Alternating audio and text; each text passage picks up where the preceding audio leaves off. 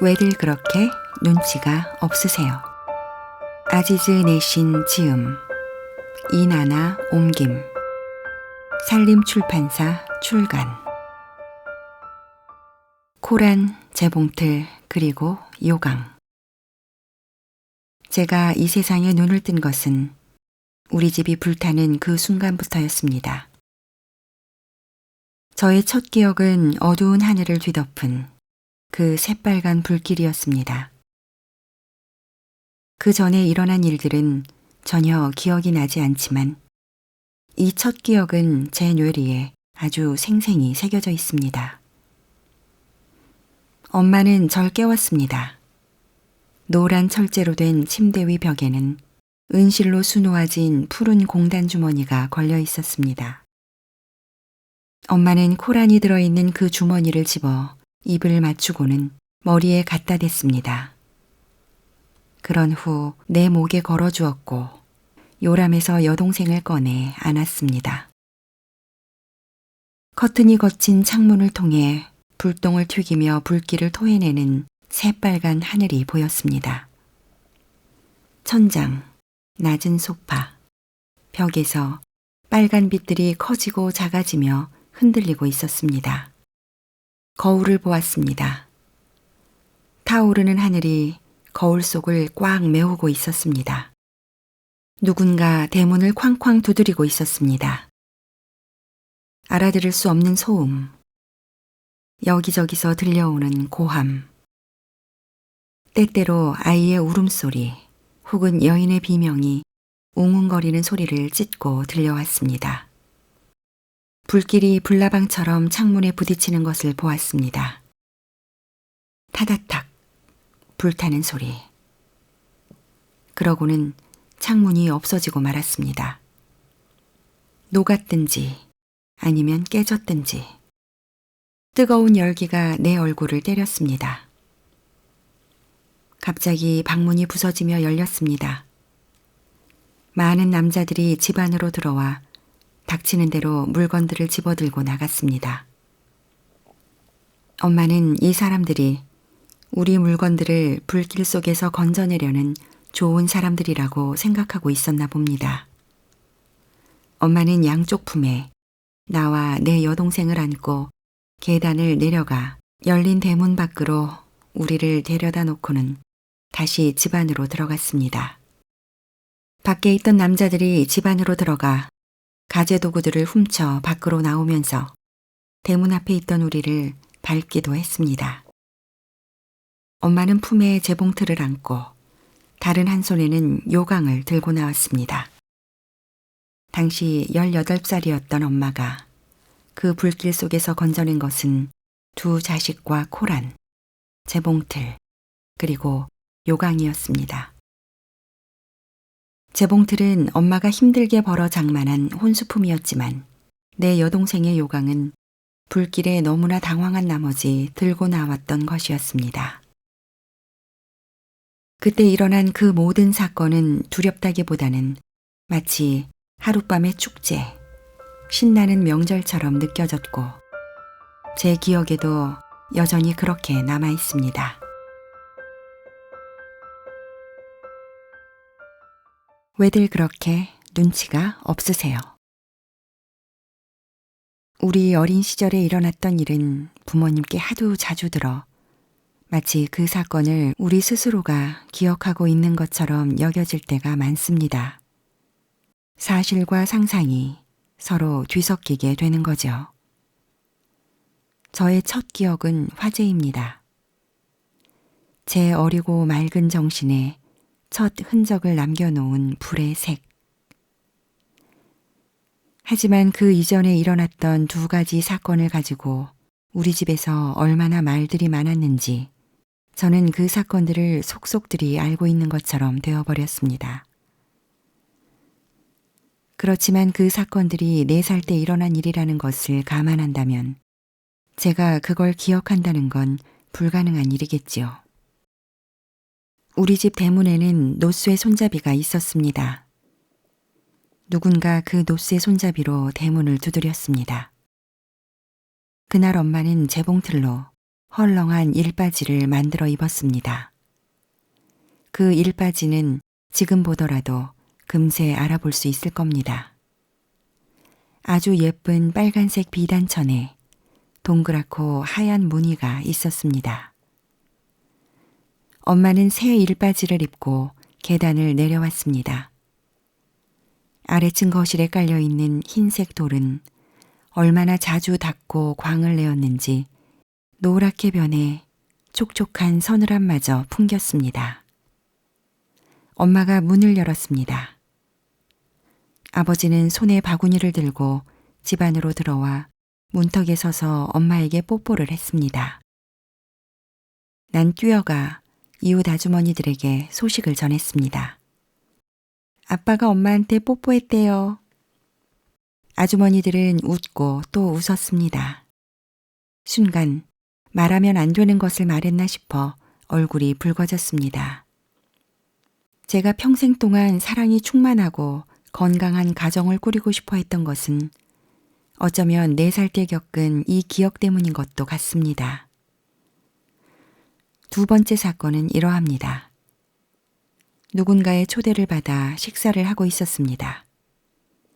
식탁 위의 접시에는 구운 생선이 담겨 있었고 집주인은 그 생선을 각자의 접시에 나누어 주었습니다. 아주 맛있어요 라고 제가 말하자 식탁에 있던 다른 사람들은 그래 하고 말했습니다. 잠시 후 저는 다시 정말로 아주 맛있어요 라고 말했습니다. 그래 아주 맛있구나 라고 그들도 수긍했습니다. 잠시 후 저는 다시 그 말을 반복했습니다. 정말 아주 맛있어요. 정말로요. 생선이 아주 싱싱해요. 그래 맛있게 먹어라. 전 더 이상 참지 못하고 소리를 질렀습니다. 정말로 왜들 그렇게 눈치가 없으세요? 아까부터 생선이 맛있다고 계속해서 말하고 있잖아요. 제 접시에 생선을 조금만 더 담아주시면 안 되나요?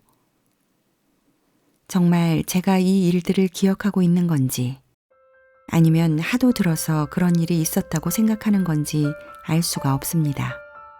뿌옇게 안개에 쌓인 47년 전. 신에게 바친 아이.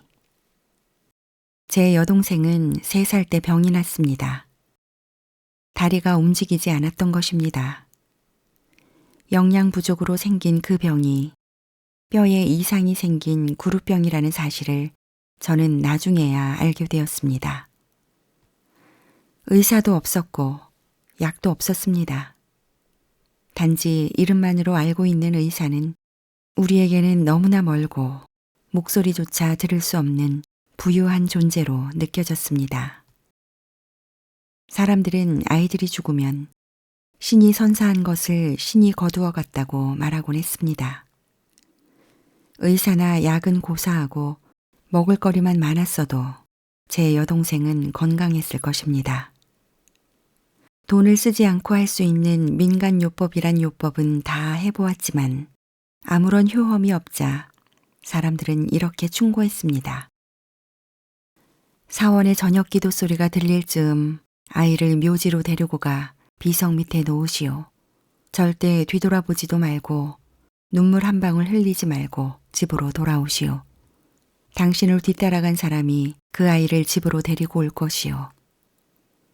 엄마는 동생에게 옛날처럼 걷고 뛰놀 수 있으려면 그래야만 한다고 말하면서 묘지에 놓고 와도 울지 말라고 당부했습니다. 내 동생은 똑똑하고 예쁜 아이였습니다. 엄마는 밤에 동생을 품에 안은 채 내 손을 잡고 카슴파샤 마을과 베이오올로 마을 사이에 있는 묘지로 향했습니다. 묘지에 있는 울창한 사이프러스 나무는 밤의 그림자를 한층 더 짙게 만들었고 그 어둠 속에서 비석들은 더 커 보였습니다. 기도 소리가 사원 첨탑에서 묘지로 퍼져오면 엄마는 품에 안고 있던 동생을 어느 비석 밑에 놓아두곤 내 손을 잡은 채 뒤도 돌아보지 않고 빠른 걸음으로 걸었습니다. 이 의식은 몇 달 동안이나 계속되었습니다. 겨울까지 말입니다. 그동안 엄마는 한 번도 뒤를 돌아보지 않았을 뿐만 아니라 3살짜리 동생 또한 한 번도 울지 않았습니다. 저 역시 찍소리도 하지 않았습니다. 베일로 가린 엄마의 얼굴은 한 번도 보지 못했습니다. 엄마가 동생을 묘지에 놓고 돌아오면서 울지 않으려고 얼마나 안간힘을 썼을까요? 집에 돌아오면 방석에 몸을 던져 복받쳐 오르는 울음을 터뜨리며 눈물을 흘렸습니다. 누군가가 내 동생을 데리고 올 때까지. 왜 아픈 아이를 마지막 해결책으로서 묘지에 놓고 오는지 세월이 많이 흐른 지금 생각해 보았습니다. 아이를 먹여 살릴 힘조차 없고 의사도 부를 수 없어 약도 먹일 수 없는 가난한 사람들은 오로지 신에게 애원할 수밖에 없었던 것입니다. 하느님, 제 아이를 당신에게 맡깁니다. 제 아이의 병을 땅속에 묻어주시고 건강하고 튼튼하게 되돌려 주세요.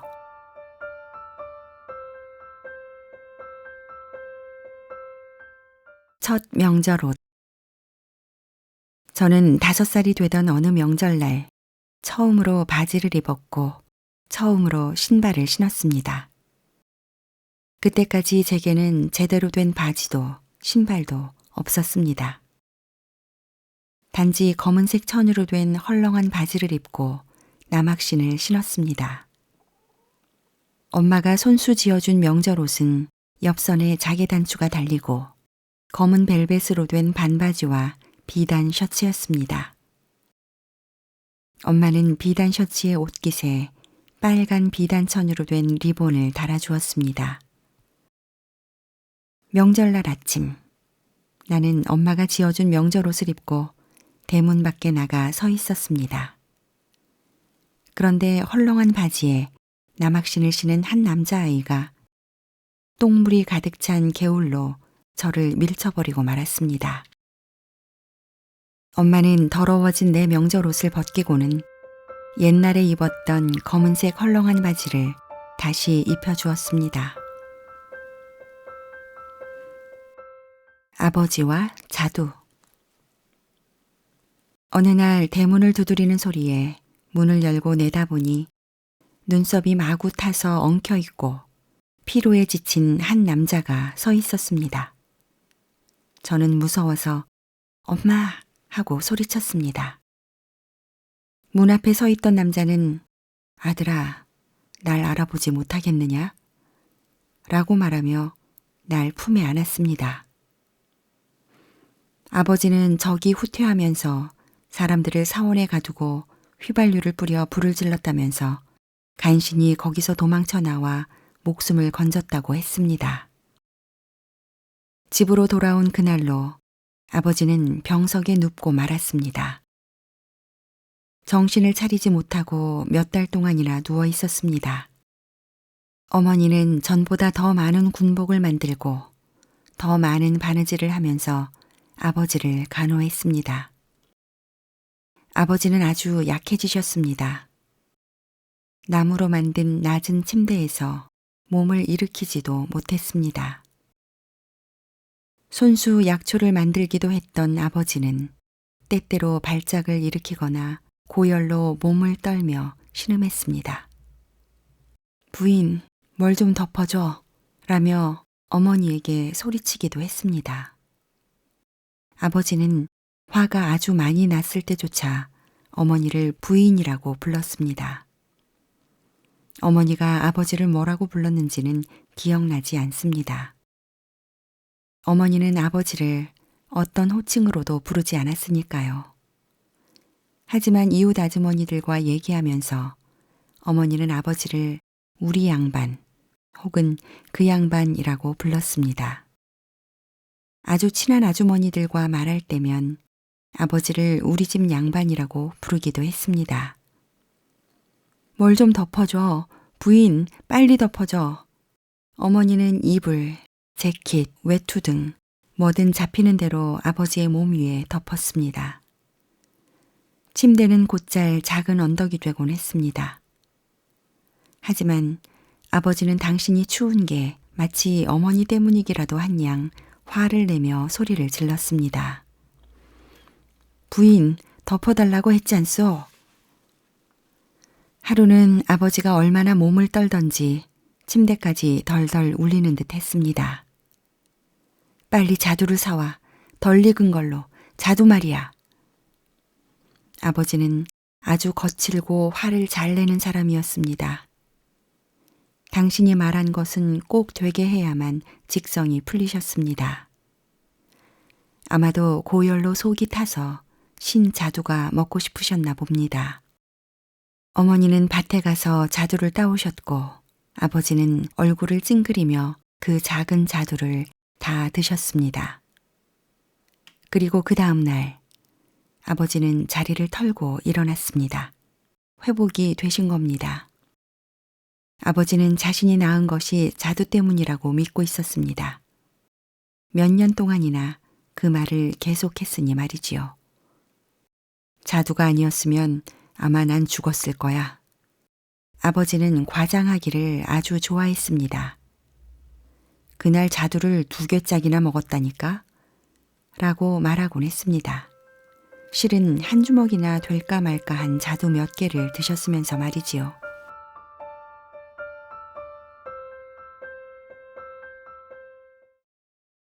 첫 죽음.